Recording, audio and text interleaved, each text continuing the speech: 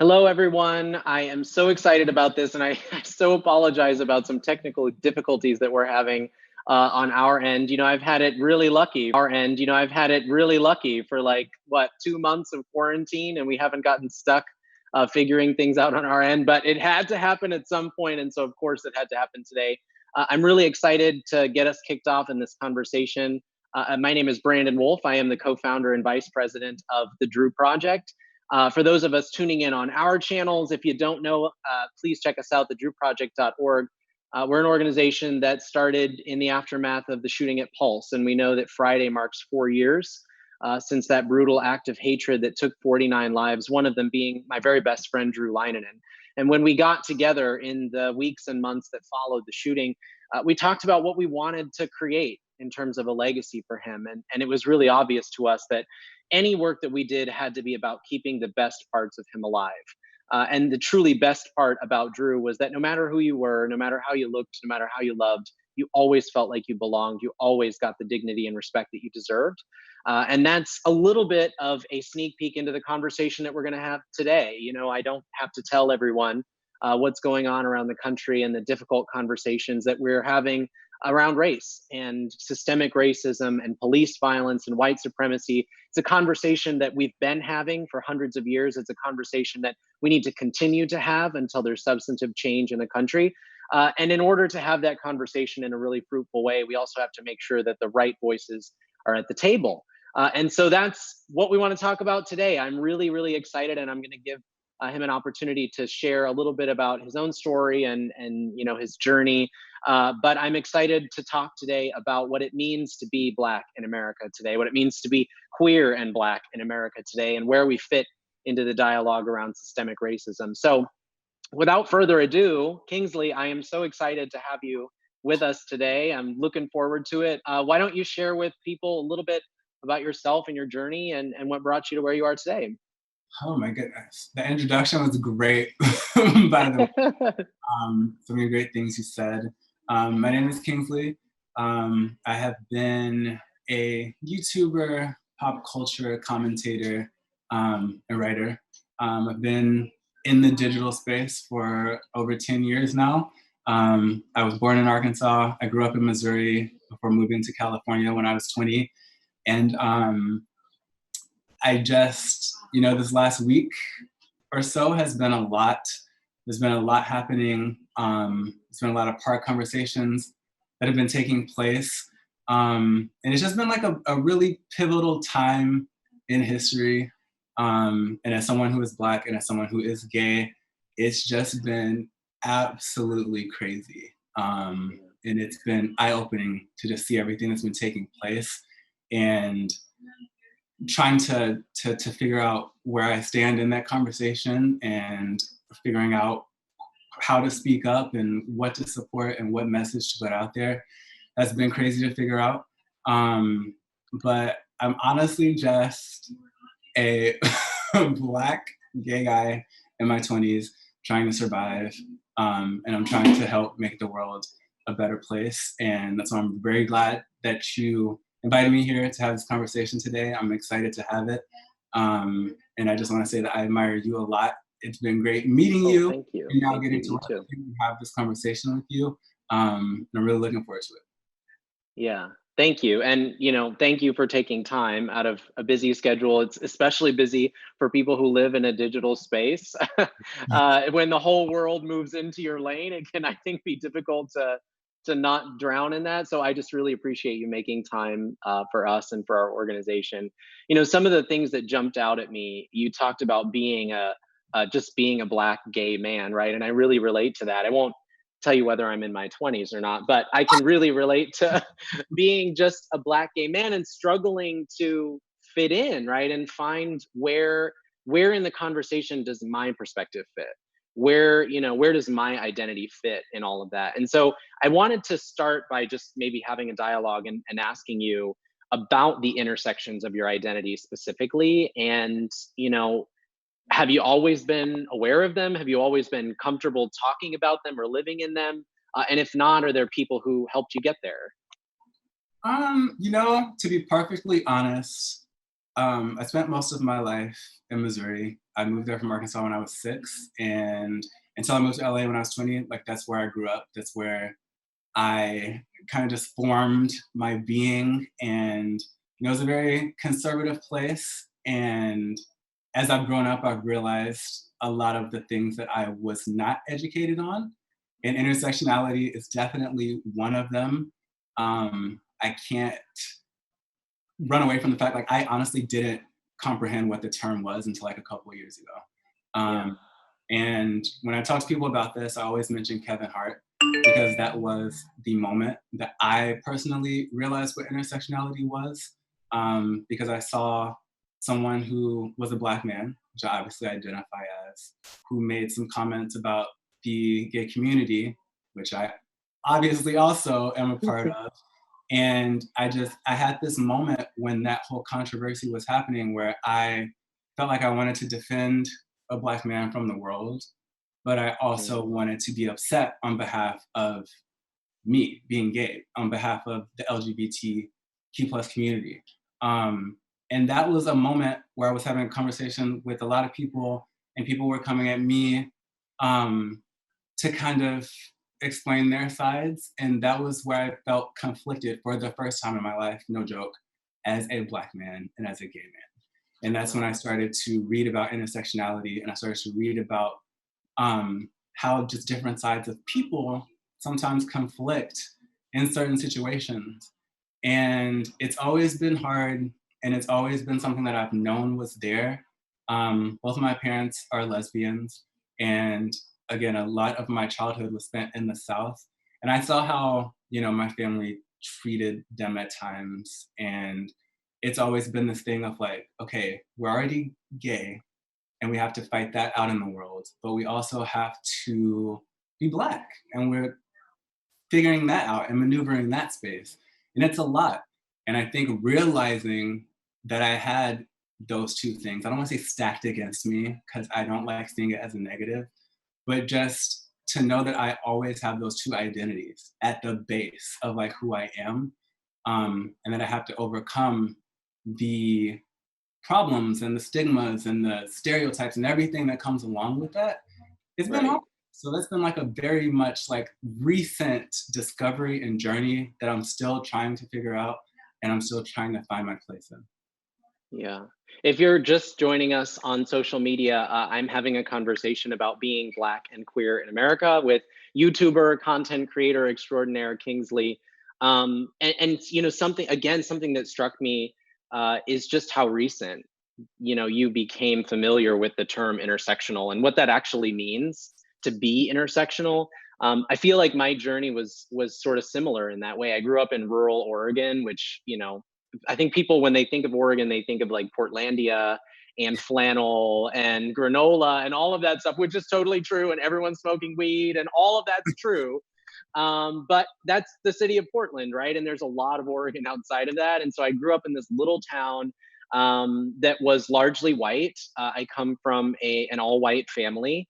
And so I also struggled with the idea of what it meant to be intersectional. And I think, that kind of defines how I relate to the challenge right now, the conversation that we're having, because I've been on this journey to understand and love all of myself. And I tell people this all the time. The person who taught me how to do that was my best friend, Drew. I moved 3,500 miles away from my parents. I left school. I went to work at Disney, and I just wanted to find myself, I think, and find a community where I could just be all of me. I could be Black and also gay, and all the things I wanted to do with my life, I could just own all of that. And Orlando did provide me a lot of those things. Right away, I felt more at home in Orlando than I ever did in Portland. But I think the part that was missing for me was this real acceptance and love of my entire identity, right? The intersections of my identity have always been really painful for me. And they've been painful to discover, they've been painful to learn, to accept. And then I met Drew in 2014, and he was all the things that I wanted to be. He was so proud of every inch of his intersectionality. He was, multiracial. He was all things gay and also loved anime. And there was like this this convergence of forces in his life that made up Drew. And he was so happy being all of those things all the time. And, not only was he happy, that happiness was infectious. And he really challenged those around him to love themselves, all the time, to be proud of themselves, to not back away from their identities, but to lean into them. And so I credit Drew with taking me on that journey. But I think to your point, when he passed away, um, I found myself struggling again, right? He was almost my crutch. And it's taken me the last 4 years to really dive into, what does being intersectional actually mean? What does being Black and queer at the same time mean? It means having the license to defend a Black man like Kevin Hart and also be really angry at him for saying things that are totally inappropriate. It means, showing up in both spaces as an advocate and also challenging both spaces to show up differently and better for us. It means, today there was a rally in Orlando, that was declaring that Black trans lives matter too, right? And it's about, us advocating for both of our communities coming together, to get work done. So it just really resonate with me, that you said this kind of journey of finding what intersectionality really means, and also the challenges that you face, in this conversation right now as you continue to go on that journey. So I guess, I want to kind of shift a little bit to the work that you have done. I know, you obviously have a huge following on YouTube, and you create content for a living. But I also know you took some time away and, wanted to look at how YouTube and content creation spaces showed up for Black people and also for queer people. And so I wonder if you could just talk a little bit about what that was like. What challenges did you face, and how do you feel like the work is today? You know, it's funny. I mean, it's not funny, but it's one of the reasons that I stepped back from social media, particularly Twitter, was because of videos like George Floyd's. I admire a lot of people. I look up to a lot of people. The content creators that I follow, whether it's Tyler Oakley or Ira Madison, like I follow a lot of people for entertainment purposes, right? But a lot of the people that I follow are also activists, and they always speak out and they're always in tune with what's happening. And even I, of course, felt a responsibility to do that. And I would participate in conversations as well. But there was just a point where I felt like no matter how I curated my timeline, no matter what I muted, no matter what I did to try to make social media a healthy experience for me, like I always ended up seeing some sort of racist content. I always ended up seeing someone killed by police. I always ended up seeing just like Black death just spread around like out of nowhere. Just like, oh, I'm checking the news this morning. Oh, there's someone getting shot. Like it was just like, it was constant just violence, I felt like. And so that was one of the main reasons that I didn't even want to be a part of it anymore. And with this situation, I was oblivious. It was my parents that actually sent me the video, or an article that had the video in it. And I still haven't watched it. I saw the image of the cop on his neck. And then when I heard it was 10 minutes, I'm like, there's no way I can sit here and watch that. And I actually got into it a little bit with my parents because when they sent it to me, I'm like, I'm not looking at that. Like, I can't see this again. And they were like, not looking at it isn't going to make it go away. And I was like, well, looking at it isn't going to make it go away either. You know what I mean? It was just Right. like, just moment. And then from then, when they texted me, it's like, and I keep telling my friends, like, we joke about like our phones listening to us and stuff. But the minute we had the conversation, I got on Instagram and it was like, it was everything that I saw. It was Yep. memes, it was posts, it was links, it was petitions, and it just started and it never stopped. And then the protest started that weekend, and it was just like, it was chaos. And at that point, is when I felt that sense of community, and I felt like people getting together for a common cause, which I'm not even gonna lie or front. Like when they sent me it, I thought it was gonna be another situation like Alton Sterling or Mike Brown, like Sandra Bland, like everyone, that it was just gonna be like a moment and then people were gonna get through it. You know what I mean? Right. And then as I Yeah. saw like how much people were rallying behind it, it became so inspirational and so important to be a part of that and to realize that like people weren't letting it go this time. And that's a moment I feel like where I realized using your platform is important. Um, Even if it seems like something isn't going to happen, it's just important to speak out and it's important to let people know what's happening. And I feel like in this situation, when so many people get behind something and you start to see changes and you start to see laws change and you start to see, you know, different counties and precincts implementing different things, um, it becomes powerful and it reminds you like, yo, I have a platform for a reason. Like Right. I can join this, I can help this, I can save somebody's life. And that has been such a big part, I feel like, of social media, especially in recent years. Um, and just realizing that and being a part of that, it's like it's a it's it's a crazy thing. It's been like a crazy realization for sure.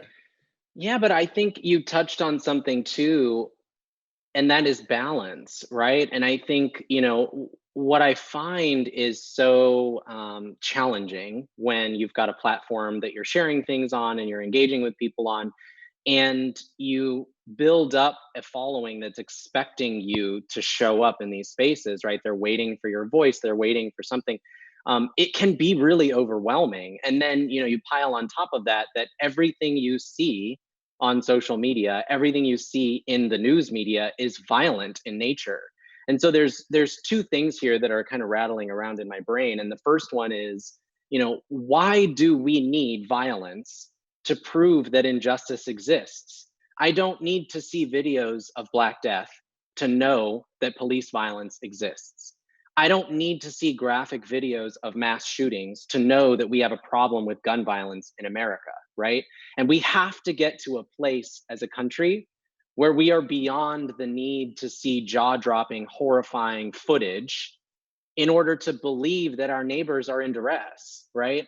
And so for me, that's what's been rolling around over the last couple of months is, this is what happens. We turn a blind eye to hundreds of years of systemic racism. We turn a blind eye to the problems that are right in front of us, and then it goes viral, right? And we're forced to look at it for a little bit of time. And before it's even done, people are asking, okay, what can I do to move on?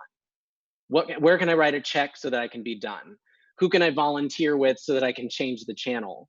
But we actually have to dial into what's happening, right? We don't just turn it on because we need some trauma porn, write a check, and then move on.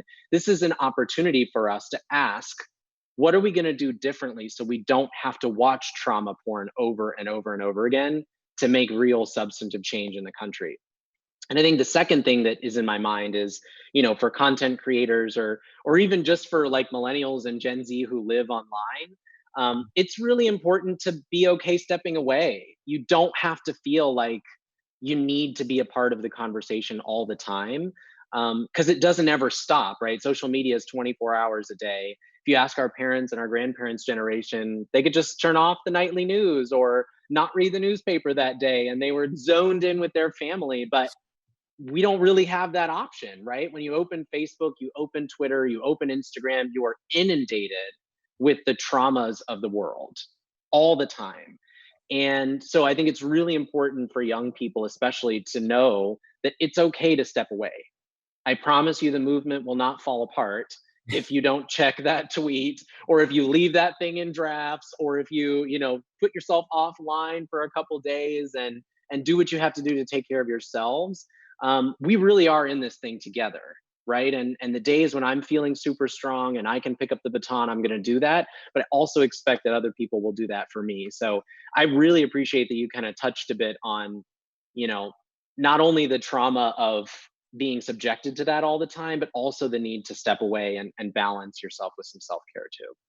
Yes, for sure. I want everyone to know that because I feel like I've even seen some people say it's like a privilege to be able to step away, which I definitely recognize that and respect that. But for so many people, it's a lot, especially for Black people. It's a lot to constantly see that on your feed and to have people sharing it like it's just like a funny video. Like it's all Mm. over the place. And so, like you said, just don't ever feel bad for taking time for yourself. Um, there are millions of us fighting this simultaneously. And if you even need like an hour, like you're good. Yeah. Just take care of your mental, please.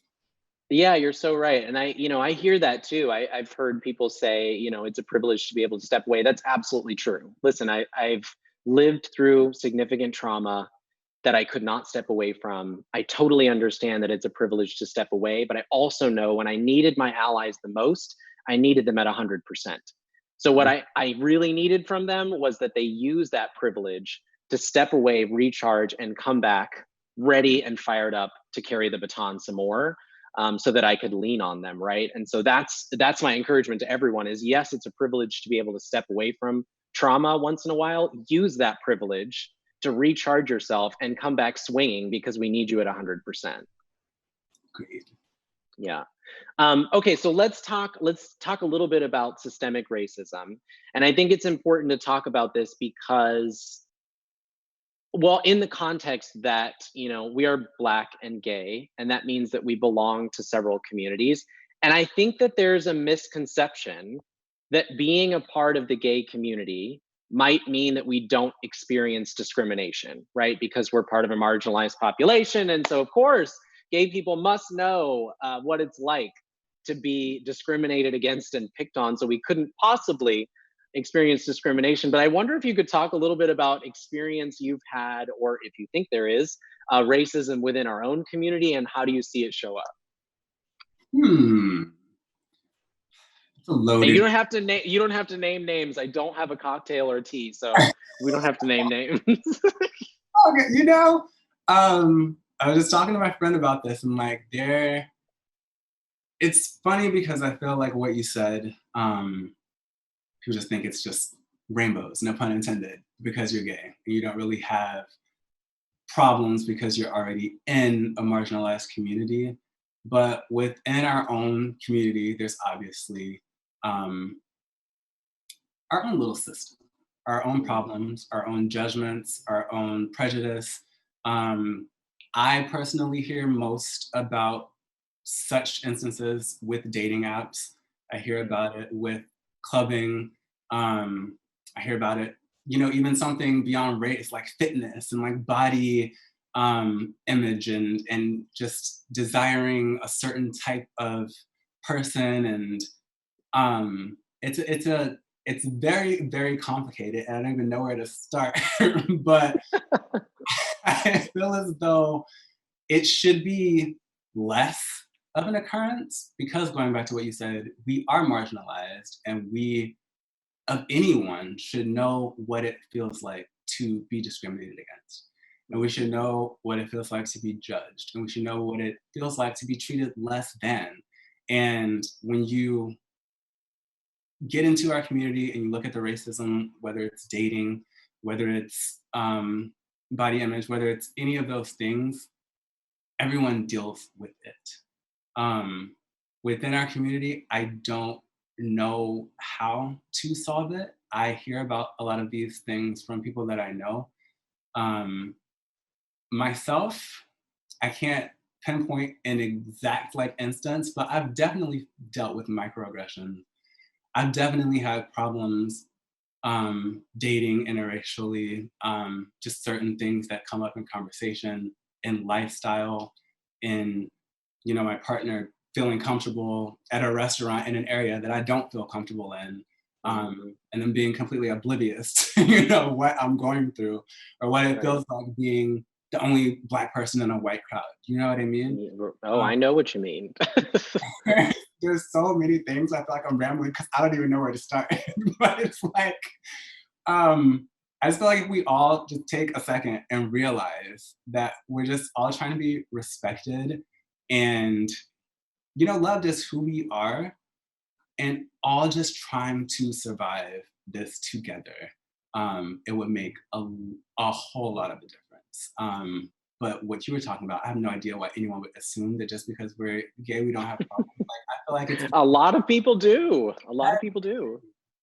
it's a lot. Yeah. Yeah, I feel like, to your point, I think dating apps are probably like the worst culprit.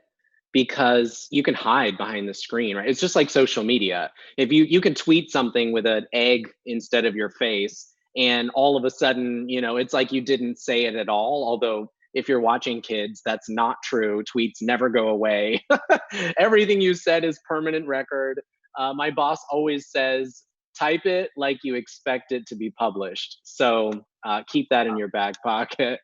Um, but to your point, dating apps are kind of like social media too, right? Somebody builds a profile and, it's just like a picture of one peck and their entire bio is like, oh, no blacks, no femmes, no fats, no Asians, no black. Like they're going down a menu of options for dinner.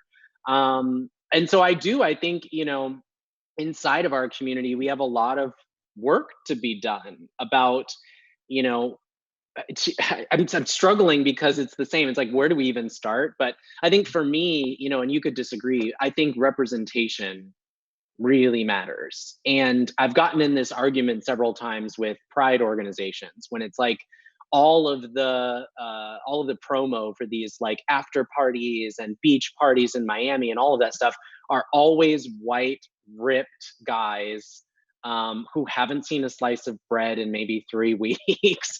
And I just can't relate. I mean, they look great and it looks like a lot of fun, but I don't see myself in those promo ads. And so for that reason, I don't feel like I'm a part of that community. So then when I show up at Pride, right, I've got to find the space that feels like I belong. And that can be really alienating.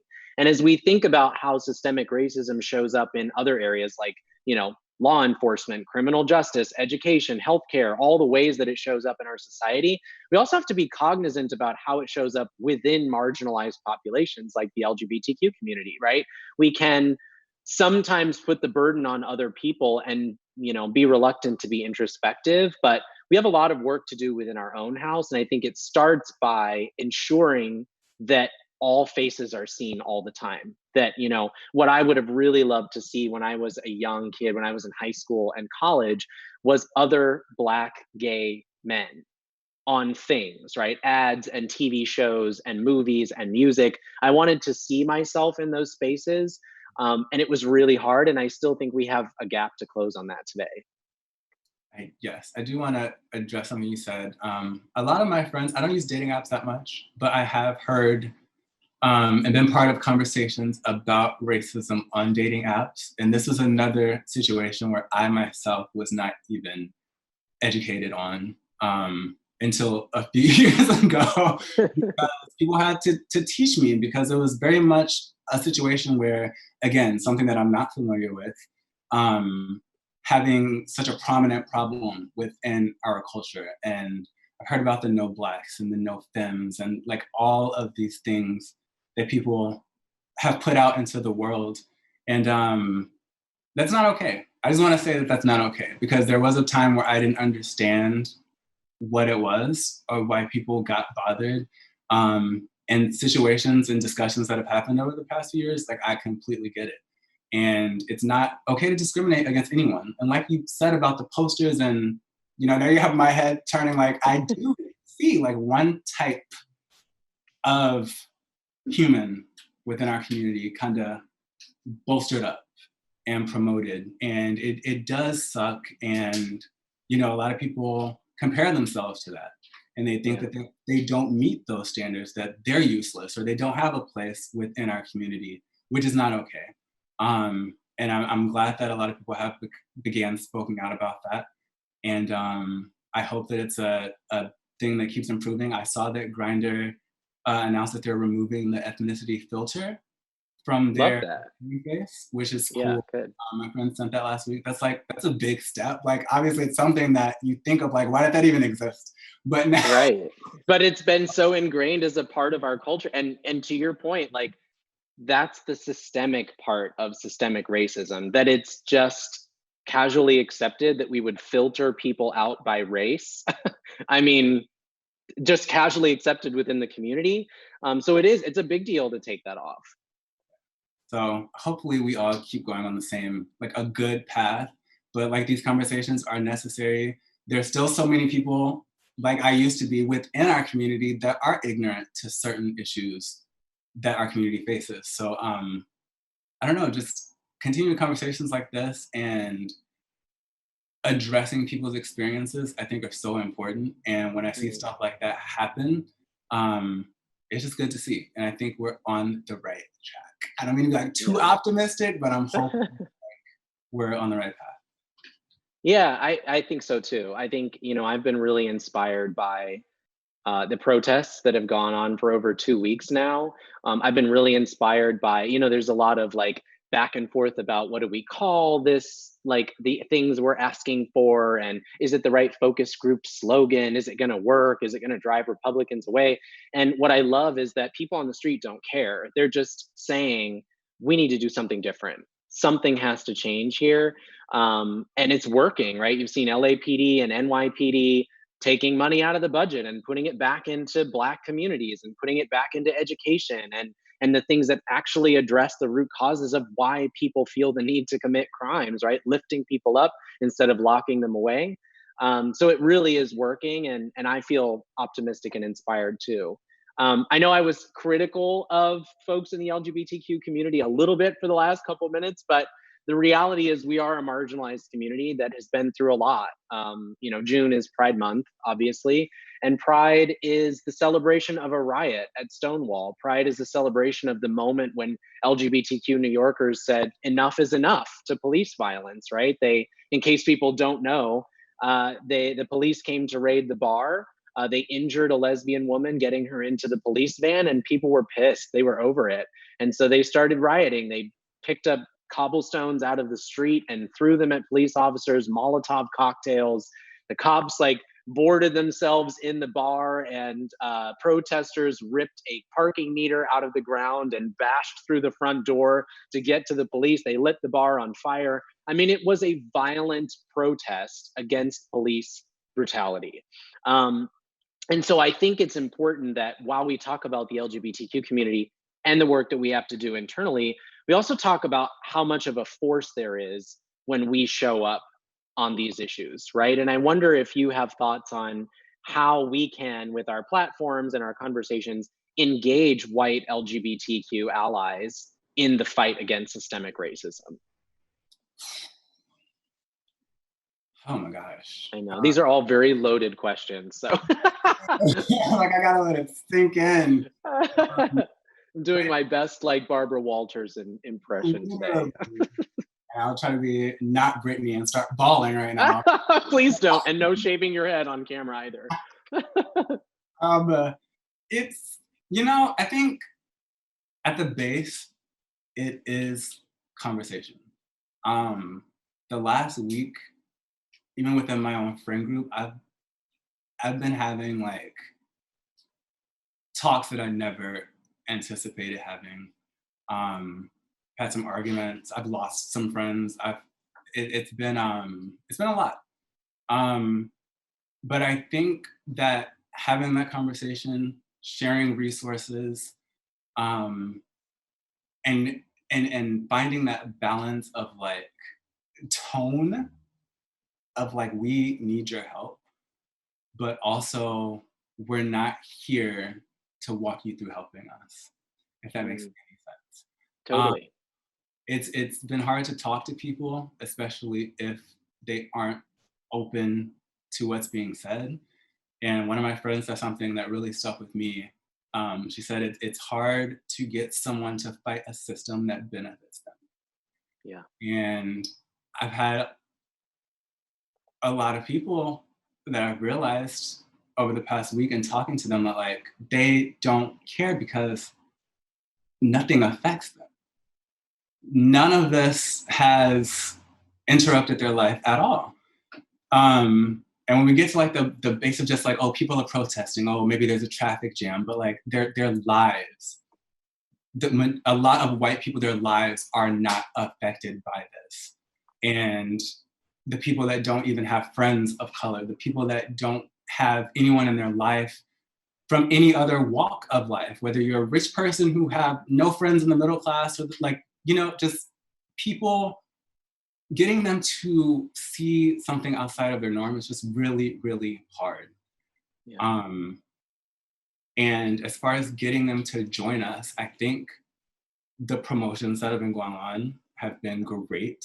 I think that a lot of people have been putting together a lot of great infographics. I've seen people recommending books. My manager is like reading a white supremacy book with her book club. Like, is it Me and White Supremacy? Is that the book?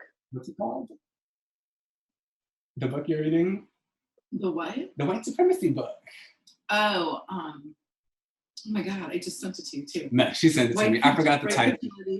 And the point is, it was something good, and I only asked because it is, if people don't know, the book Me and White Supremacy, it's a workbook style, so you go through it like one piece at a time, and it is a really intense look at privilege.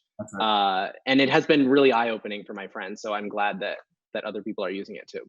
Yeah, sharing those resources and just getting people to see that, like, no one's accusing you of anything.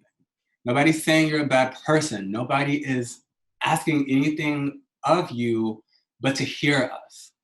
Right. And if, in my opinion, if they can't understand that, I'm a very impatient person. Like, there's no conversation to be had. You know, there was a turning point for me last week when that guy got up on there and threatened everyone with the military.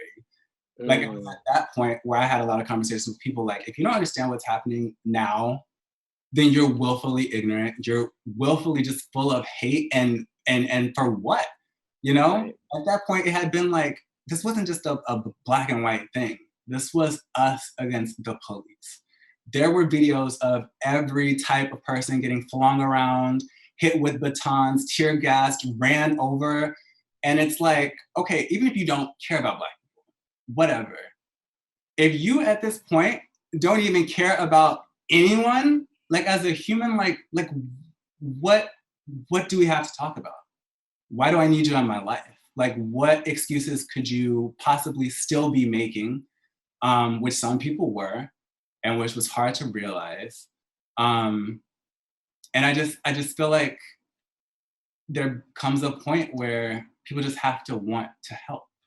Yeah. They have to see it for themselves. I don't know what that catalyst is gonna be, but if you want to be an ally, you have to listen. You have to realize that people aren't just complaining for no reason, that people aren't just hurting for no reason, that protests aren't happening for no reason, that looting isn't happening for no reason. And whatever it took for you to tune in to what was happening, right, I think it's worth it.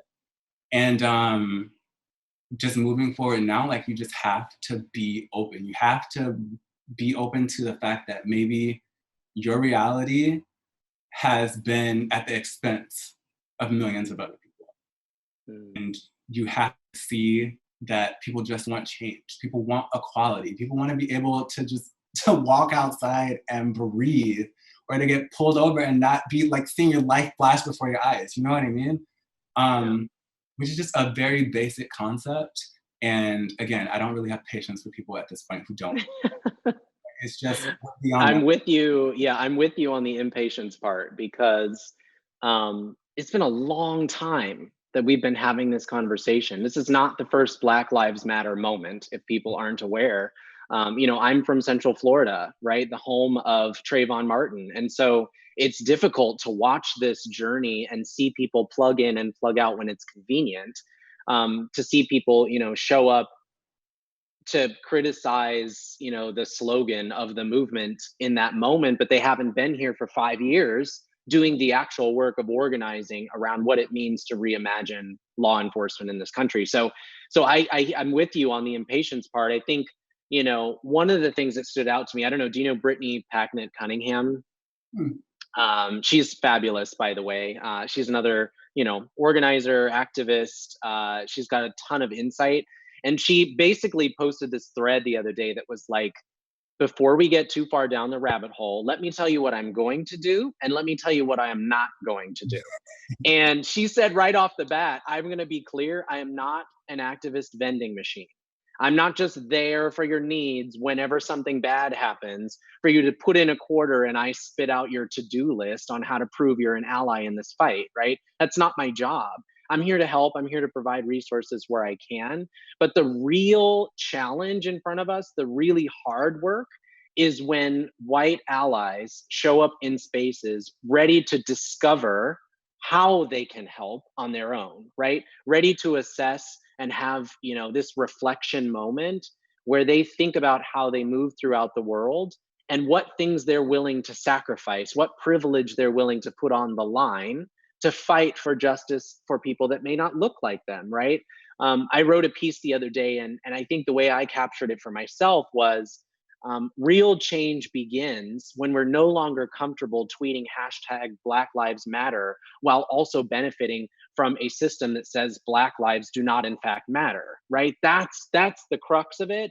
And it's not Black people's responsibility to give others a checklist to prove that they are not racist or to, earn their way into the movement. It's a partnership. And that means that our allies have to be able to tap into their resources. They have to be able to use Google. They have to be able to assess their own lives and the way they show up and move throughout the world in order to craft their own action plan.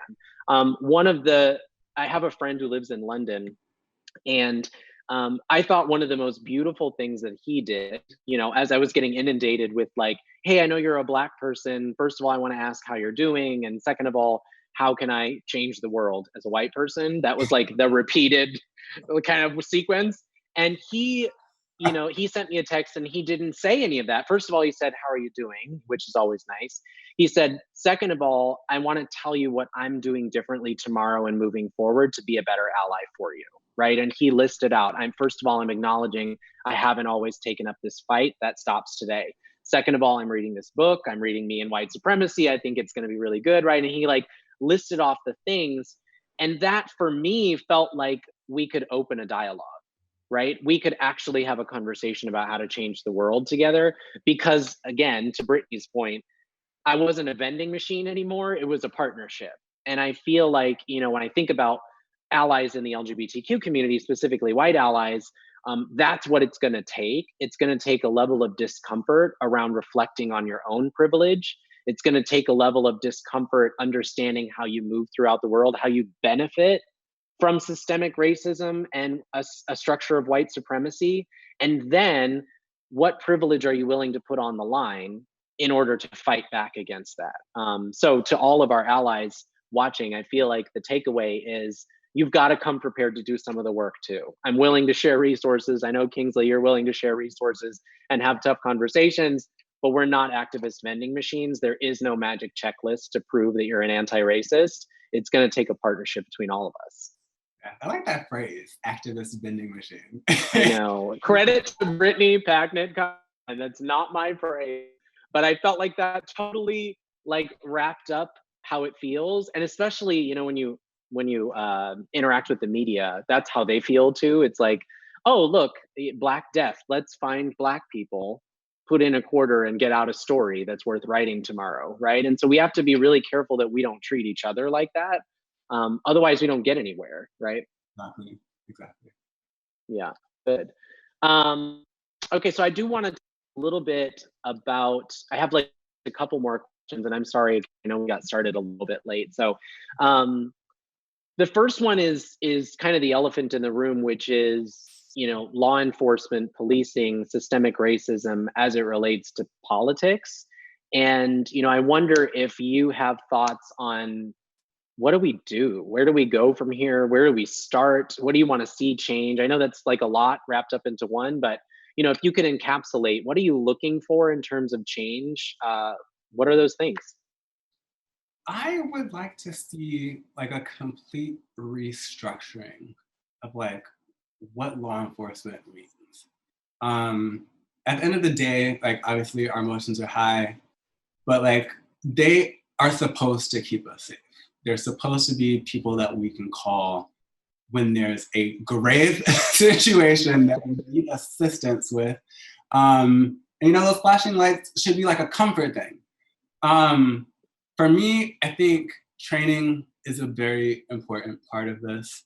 I've seen so many different statistics, and also another thing with the internet, it's so hard to know what's true and what isn't. I know. Dig a little bit, but I've seen other countries that require years and years of training. I've seen countries that just require a lot more of an officer, and they seem much more in tune with how to de-escalate a situation without violence. The main thing for me outside of retraining is punishment.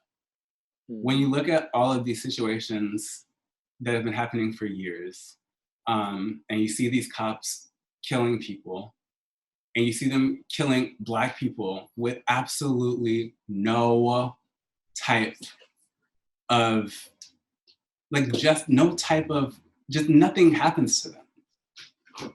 A lot of them are placed under protection. Some have had suspended with pay. Some of them are just suspended. So, like, there's never been a unified punishment. And I feel like that's obviously a big part of what happened here, where people were sick of it. I just don't think there's any reasoning for a cop to be able to kill a human being and see no type of punishment. Like, that is the thing that I most would want to see changed. Like, some widespread law that if you're on camera or out of camera, and someone dies on your watch as an officer, especially when they're unarmed, not doing anything, not a threat, on the ground, already subdued, like, that's immediate, like, fire to me. And when you get past firing, that's arrest. Like, the things that occurred with the officer in Minneapolis days after the protest started is what should have happened at the beginning. And that's what should have happened with everyone, with Sandra Bland, with Breonna. Like, the fact that people had to reopen Breonna's case when these cops broke into her home when she was asleep, like, what is that? What kind of message does that send to a police officer that can happen and you just walk free? Like, to me, the lack of consequence is a major reason of why they feel so invincible. And another thing that I'm glad came out of this is the attention to officers who are kind of just a part of the situation, who see other officers misbehaving and don't step in. Like, I just think punishment all around needs to increase. We all have laws that we have to abide by.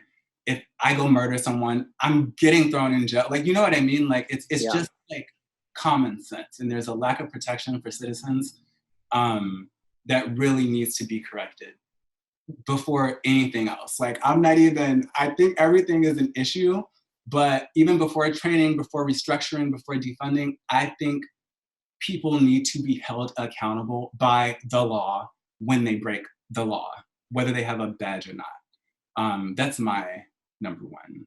I don't want to get carried away if you have something to say, but No, I think you're absolutely right. I feel like, what's so frustrating is any of us, watching that video or seeing pictures, knowing what happened to George Floyd. If I walked outside today and I strangled someone for 8 minutes and 46 seconds on camera in front of a group of other people, I would be in jail within minutes. I would be in jail, not just waiting to be fired, not just under investigation, not any of that. I would be in jail awaiting charges. And the fact that it took us days to get there, the fact that it took us months for, to your point, the FBI to even reopen the investigation. By the way, the people who killed Breonna Taylor have still not been arrested or charged with crimes. And it's been months since she was murdered in her own home. Police officers, no knock warrant, barged into her home and shot and killed her on the floor. And it's been months since then, and they have not been held accountable for that. I think the fact that we're in that situation is what's so glaring. So I agree with you. I think, accountability and this sort of, immunity status that police officers are given is absolutely outrageous. I think that it, relates back to the way that district attorneys operate and the way that police are asked to police themselves instead of being responsible to the communities that they're expected to serve. They're the ones punishing each other and giving each other slaps on the wrist. And that just doesn't make a whole lot of sense to me.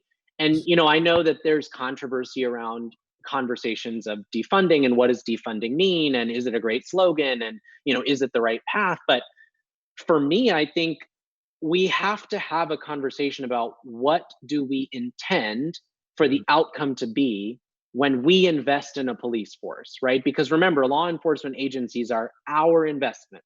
We put the money in order for them to provide a service for us, right? So we have to ask ourselves, what is that service? And I think most people would agree it's probably to improve public safety and reduce crime.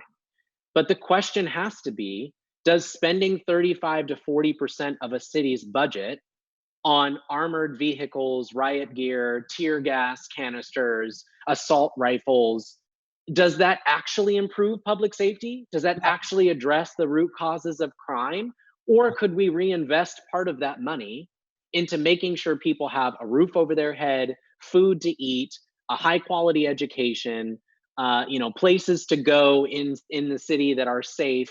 If we reinvested money into actually making our communities better and safer, we may not actually need to dump millions, and in some cases like NYPD, billions of dollars into a police force just to arm them to the teeth to act as an occupying force. So that's where I am on the funding piece. I know it's kind of controversial, but it just doesn't make sense to me that we dump all this money in and yet we don't actually talk about the root causes of crime.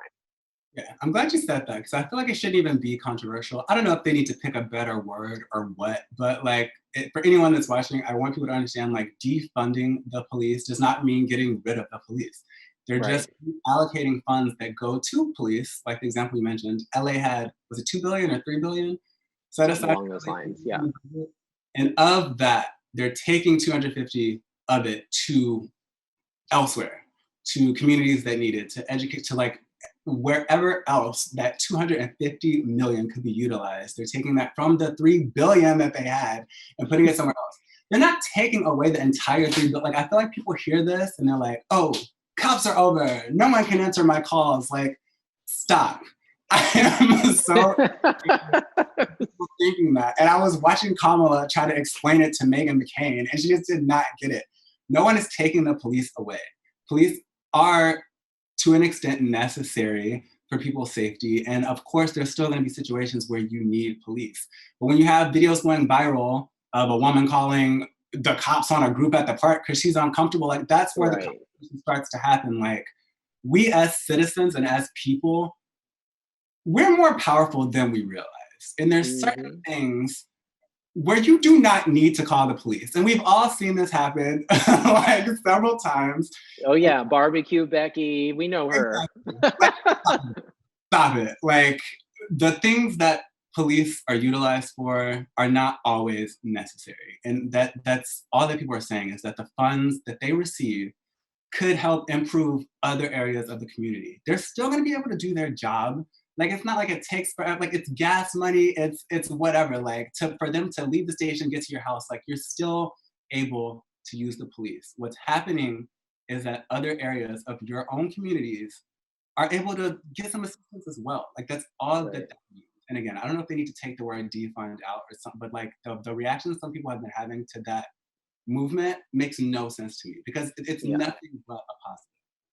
Yeah, I think people are quick to criticize, especially progressives do a really great job of eating their own messaging to try and perfect it. And it's like whether it's a perfect message or not, the idea behind it is exactly right. And to your point, it's not even just about taking funds away from police that they may not need. It's about they don't need those funds if we actually solve the problem, right? They're a band-aid on the symptoms of an actual problem. And if we just asked ourselves, what if we took 250 million of the however many billion dollars that the LAPD has and put it into education in school districts that don't have the money, might we reduce the need for some people to commit crimes? If we put it into healthcare, if we put it into housing, if we put it into after school programs, might we not reduce the need for people to have the police show up all the time because crimes are not being committed? So I don't think it's controversial. I'm with you 100%. I really don't care what you call it. I'm about what does the policy actually look like, and I'm here for all of that. Right, exactly. Well, as we round out here, I wonder if, because the conversation has been, we've talked about law enforcement, we've talked about platforms, we've talked about our identities and racism within our own communities, but I wonder if you have some words of advice, specifically for those queer, Black, young people, old people, just queer Black people in our community who are feeling distraught right now. They're feeling at that painful intersection of their identities. What is your advice to them about, maybe it's self-care, maybe it's also how to engage in conversations with people, but what do you think, queer Black people in our community should be doing right now? Taking care of your mental health first and foremost. Like we talked about earlier, not being afraid to unplug for a little bit. You need a day to yourself. If you need a couple of hours to yourself, like take that and don't feel like you have the weight of the entire world on your shoulders, which it feels like sometimes, but it's not the case. Something that has helped me over the past week is leaning into more of our own and having conversations with other Black queer people and starting those threads and checking on each other and just letting yourself know that you're not alone, right? And surrounding yourself with people that have a similar experience to you, who can relate to the pain that you're feeling, who have stories that they can share, who, have all in some way, because like we're all the same, but obviously we're not all the same. We all have our own lives and all of our experiences shape who we are beyond being Black and queer. But I have found an extreme comfort in watching other Black queer creators, following Black queer creators, uplifting their voices. Even in my stories, when I share things, like I'm someone that I will do a retweet, I will do a repost before I open my mouth. Because some people just say things better than I would, or they say the exact same thing that I would have said, but it's like, why repeat it when I could share, someone else's voice? So for me, really honing in on that community and letting other people know that you're a source of comfort and that you all are not experiencing this by yourself has been like, it's been such a help, and it's gotten me out of the darkest times that these last couple of weeks have brought upon me. And I think it just helps us all. Yeah. And it feels good to know that we have other people that are like us and that we are looking out for us and that we all want the same positivity and the same progress for each other. And I think in times like this, it's just very, very important to remember that sense of community, and to people that you haven't reached out to or that you feel like you haven't talked to or that you could help them out of a spot, just reaching out and being that for them and embracing those people who think of you in these moments, and just all coming together, dude. It's been crazy, but like remembering that everyone is collectively going through this together has really helped me a lot. And I just want to say, I don't know if this is the last thing, but like I just thank you to everyone that's been in my DMs, the people that have reached out to me, the people that have helped me pick which resources to share, which donations to give to.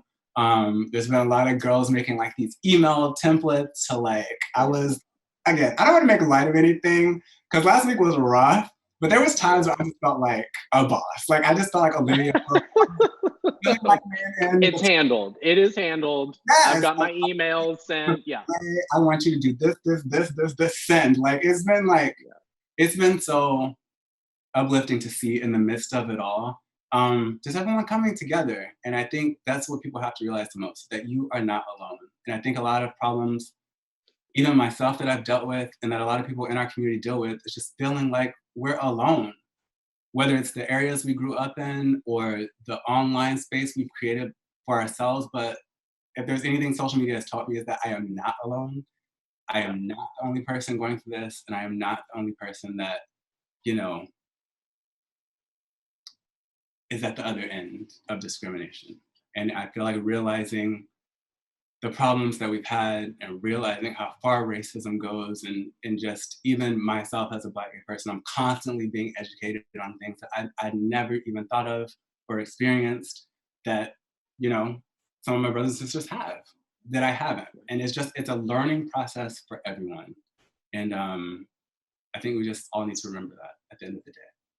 Yeah. Yeah, I appreciate that. I think, community for me is exactly right. It's about, taking care of ourselves. It's about taking care of each other. It's about finding those spaces where we really can live in the joy of the intersections of our identity instead of allowing them to be a weight on ourselves. So I appreciate you saying community, and of course I have to plug the Drew Project here. If you go to the drewproject.org, that is the work that we do. We just finished giving away, we announced yesterday our 3 Spirit of Drew Scholarship Award recipients, and the work that they do is about creating community. The work that we do is about creating spaces for young people to be themselves and to do that in a safe way, to do that in an uplifting way. And so, of course, I'm really proud to do that, not just in honor of my best friend, but also because that's how we change the world. Creating spaces for young people to be themselves without fear of discrimination, without fear of retribution is how we truly change the world. So I'm 100% with you. Community is the way. Same goes. Thank you for everyone who's been sliding in my DMs and sending texts. Please continue to do that. I'm here as a resource, however I can be. I'm not a vending machine, but I am a resource. So please feel free to reach out if you need things, or if you want to connect. Kingsley, thank you so much for making time to hang out with us today. Thank you, Brandon. I appreciate Yeah, it. it was just wonderful. It was a great conversation. For folks who are, tuning in or had to pop off late, we're gonna throw this on YouTube, so you'll be able to rewatch it, pick out parts you like, take a little screen grab and post it to social media. Tell everyone you hung out with us today, and we're really excited to continue the conversation. So again, Kingsley, thank you, and to all of you watching, thank you so much. We'll see you soon.